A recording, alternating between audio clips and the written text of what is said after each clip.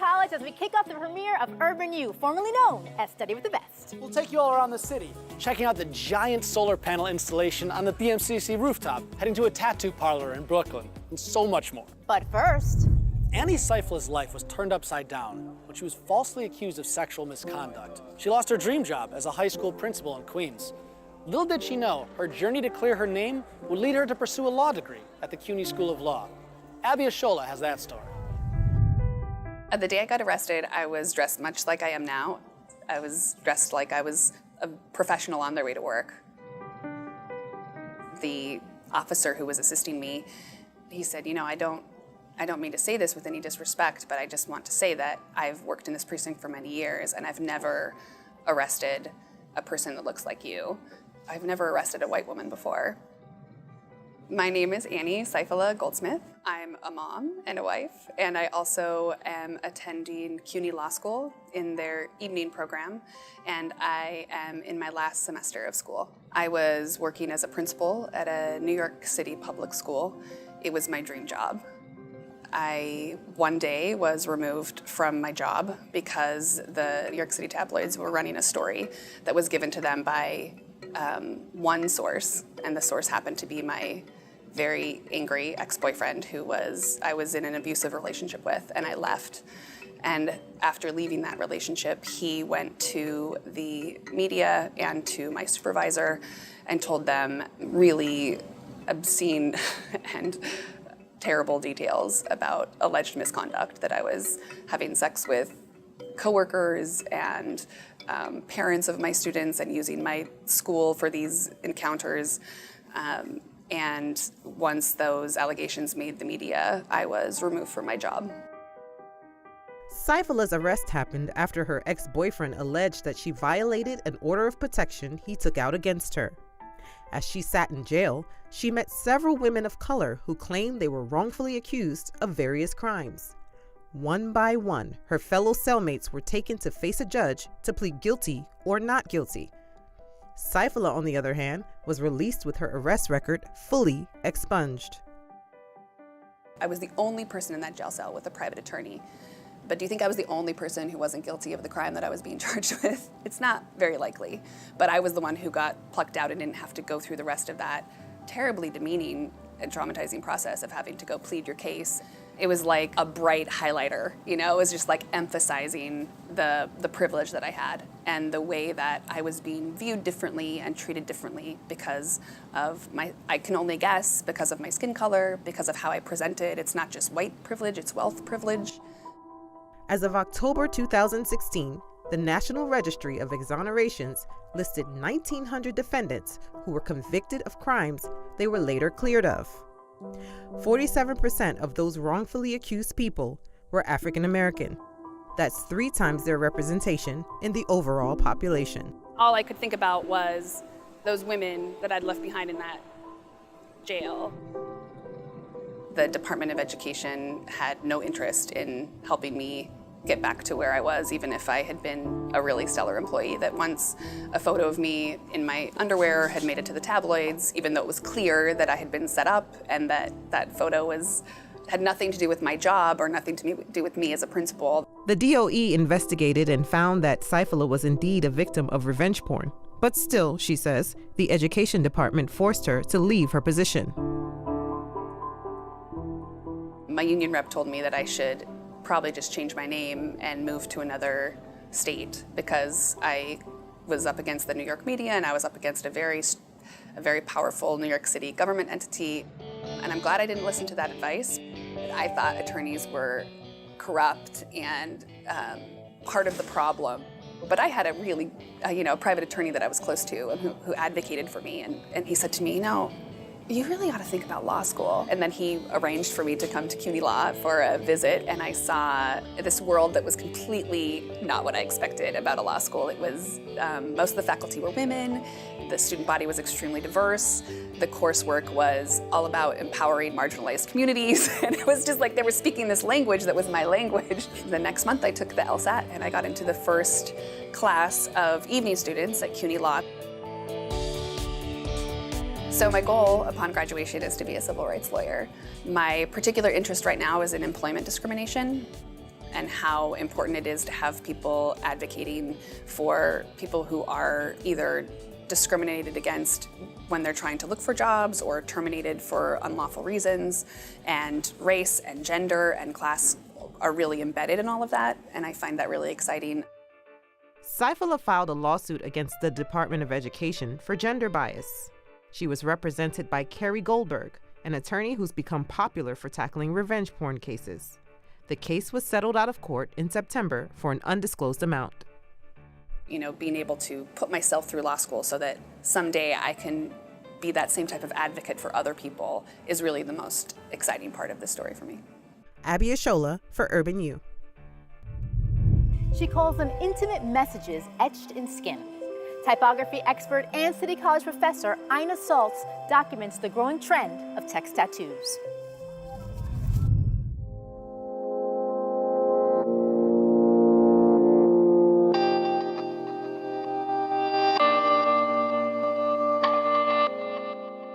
It's a huge trend and it just keeps going, so I feel that I've created a body of work which is defining what's happening.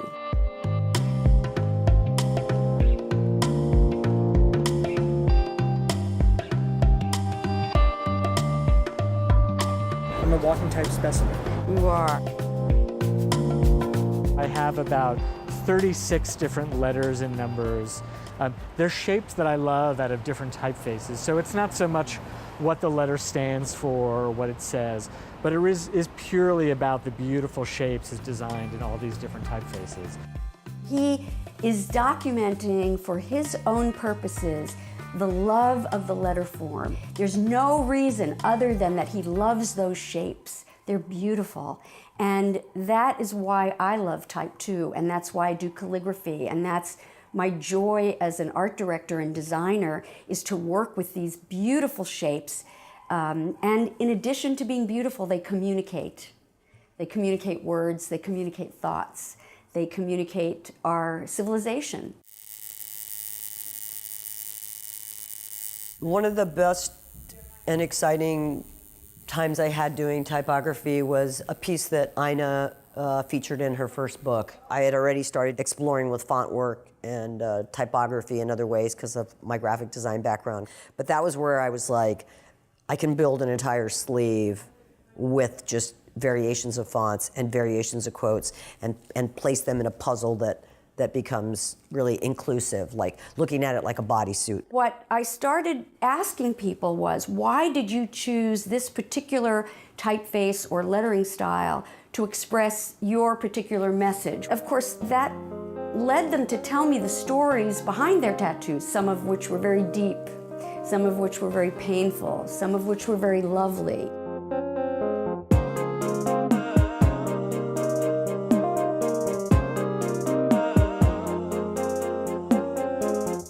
I got the word Esperanza on my stomach.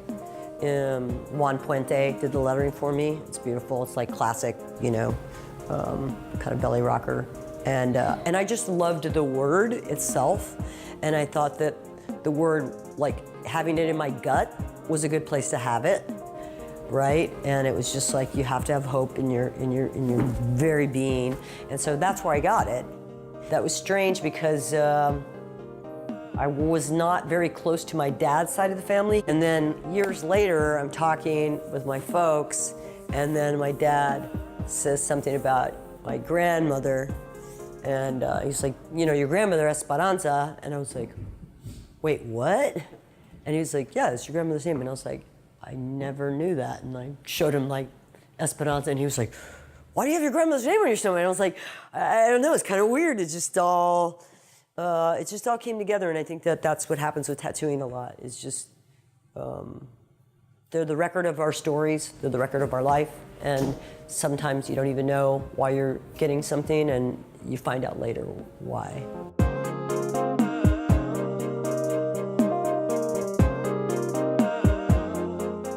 Meeting all of these people who I never would have met had I not pursued them to photograph them and had an encounter with them, a human encounter. First of all, they were among the most interesting people that I never would have met otherwise. It enlarged my perspective of the human condition, if you will. But also, a lot of people said to me, I can't thank you enough for putting me in your book because now my family understands me. Now my family respects what I did. So that was another unexpected consequence of this project. I never expected that to happen.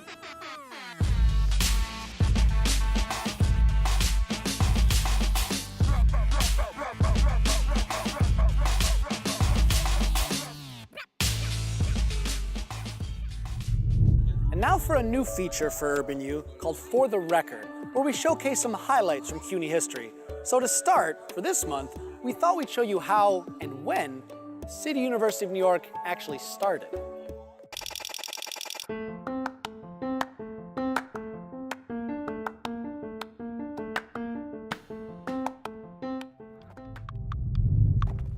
Okay, so New York in the 1840s was kind of a rough place.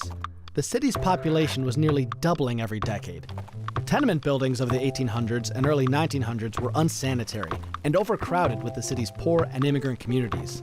And that is a lot of pressure on a city's infrastructure, especially when that city's infrastructure is largely still lit by oil lamps, people still get around by horse carts, and only the wealthy even have access to private plumbing.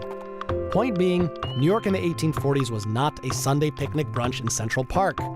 This was the backdrop to where the City University of New York began.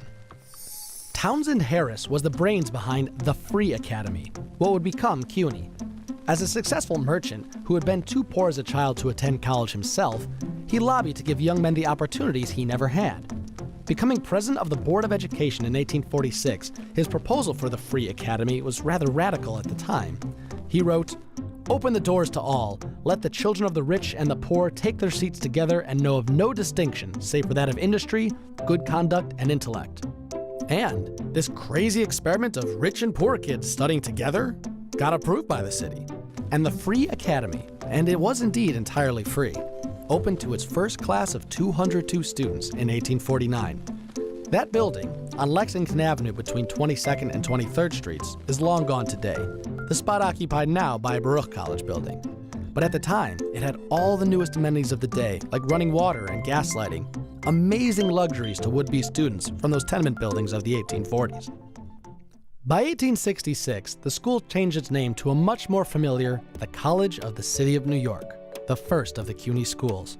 And while the campus eventually moved to its current Manhattanville location, CUNY's roots as the Free Academy would not be forgotten.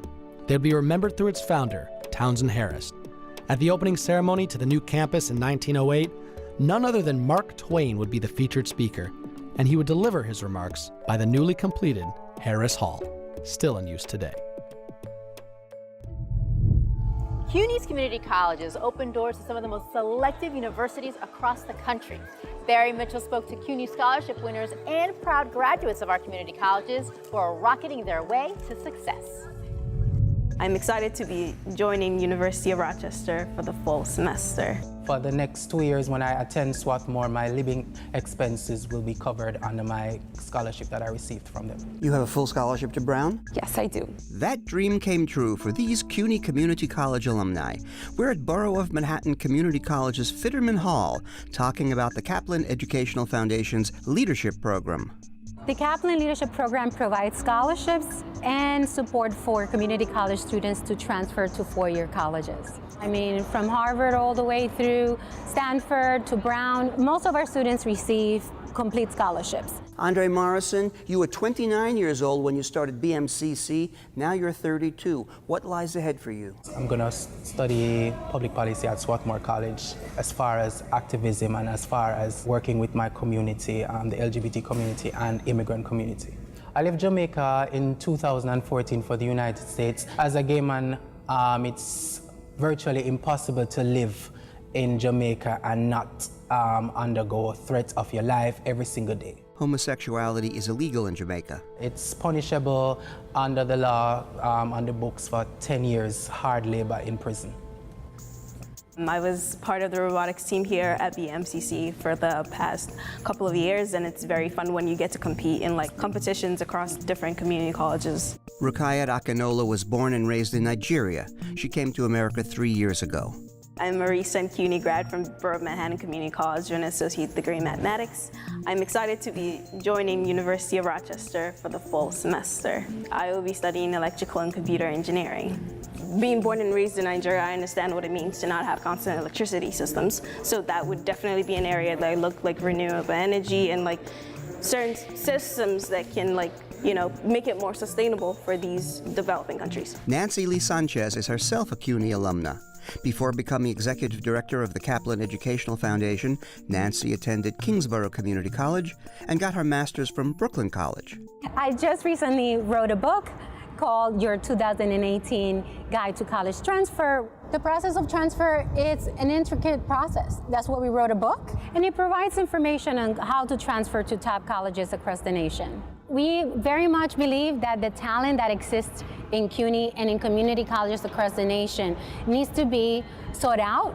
If we want diversity, if we want to serve students who come from underrepresented backgrounds, especially those that historically have been not attending these schools, it's important that these Ivy Leagues recognize that.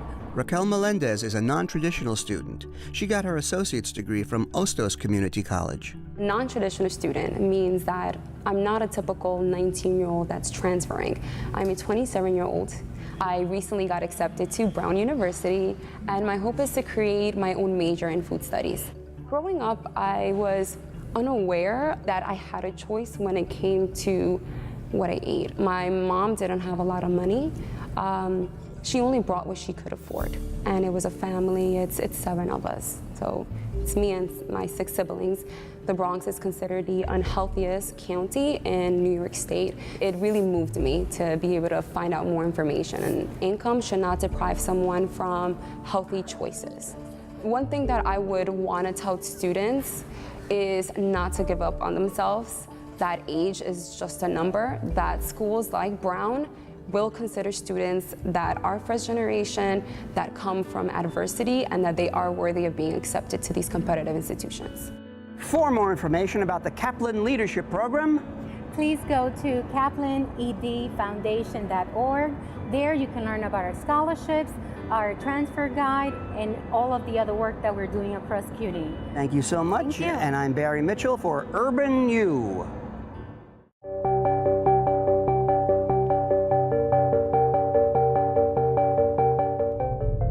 Solar technology is a rapidly growing industry, and the Borough of Manhattan Community College is at the forefront of solar tech in the city. I went to the rooftop to find out more. There are 947 solar panels in the roof of BMCC, and they are distributed among the cooling tower right there and the western side of the building. This is unique because it's the largest solar panel grid in Manhattan Island, and it's pretty much creating an example for the rest of the city to develop more programs like this.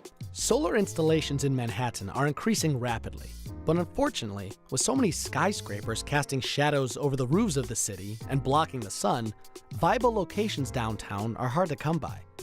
BMCC's Tribeca rooftop, however, occupies the space of 4 city blocks, perfect for the largest solar installation on the island. With this technology, the school expects to save around $40,000, give or take, a year in utilities, and also reduce about 25,000 gallons of greenhouse gas. Newly completed just last year, while the project in itself is impressive, from its sheer size to its financial and environmental benefits, there are other less tangible benefits as well for the BMCC student body. Many times community colleges get a little overshadowed and they don't get much attention. And just to know that they are interested in developing programs like this, it actually made me feel that they believe in the students that are studying in this college. And indeed, the students' interest in the scientists validates that faith. In fact, upon graduating, Nunez himself has not only been following his own scientific pursuits, but has also been working with an organization that is helping usher in the next student generation of BMCC scientists, New York State's C-STEP program. CSTEP stands for a Collegiate Science and Technology Entry Program. It's pretty much a national level research program that allows a lot of students that are just starting their research, like academic life, and getting some experience in like writing articles and getting to know a little bit more how to investigate a question. CSTEP takes a lot of students from MCC. Like currently, I believe we have 30 students that are part of our program, and a few others that are just like in apprenticeships. They're a part of CSTEP as well. As solar technology improves, hopefully there will be more opportunities for crowded Manhattan buildings to follow BMCC's lead. But for now, BMCC's rooftop stands apart downtown as proof of the power of urban solar technology for the New York skyline and the next wave of student environmentalists and scientists.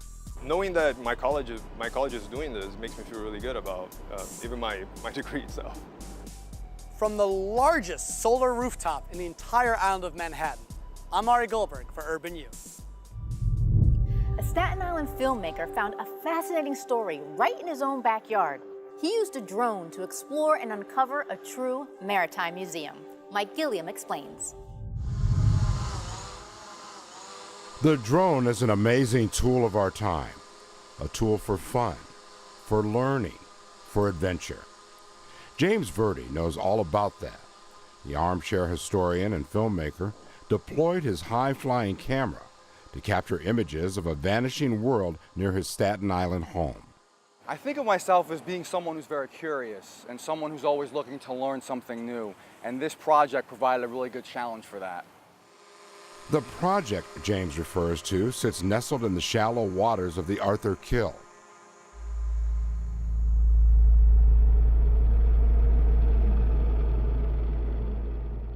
The final port of call for ships, ferries, and barges whose sailing days are long past. It's commonly known as the Boneyard.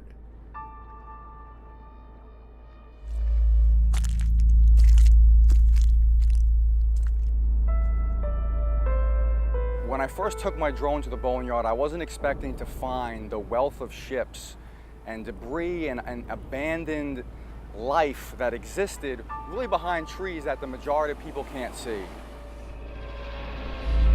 The Boneyard is privately owned. Opened in the 1930s, Woody's Marine Scrapyard is quiet today and remains shielded in part by a thicket of wild brush and trees. But its rusting glory is fully revealed to the all-seeing eyes of a drone. I was worried that this was going to be a forgotten place and that eventually people weren't going to remember it ever being here. A documentary, written and produced by James, was featured in the NYC Independent Film Festival earlier this year. Bringing to light long silent stories, including that of a fabled warship. For James, it was a historical and educational experience. Amongst the wreckages in the Boneyard, there exists one unique ship called PC-1264. It's a World War II era submarine chaser, and it's only one of 2 Allied ships during World War II to be manned by a predominantly African-American crew. Built in 1943, she has an active service record during World War II as an escort ship, defending merchant vessels across U.S. shores against German U-boats. Her crew of 65 men can be seen clearly as this historic vessel prepares for war. These are her remains today. Filmed over the course of 3 months, the documentary reveals that less than 100 derelicts remain in place, down from the 400-plus ships in the Boneyard's heyday. So you realize this is not going to last forever, and there's going to come a point when, in a generation or 2 from now, this land is just water.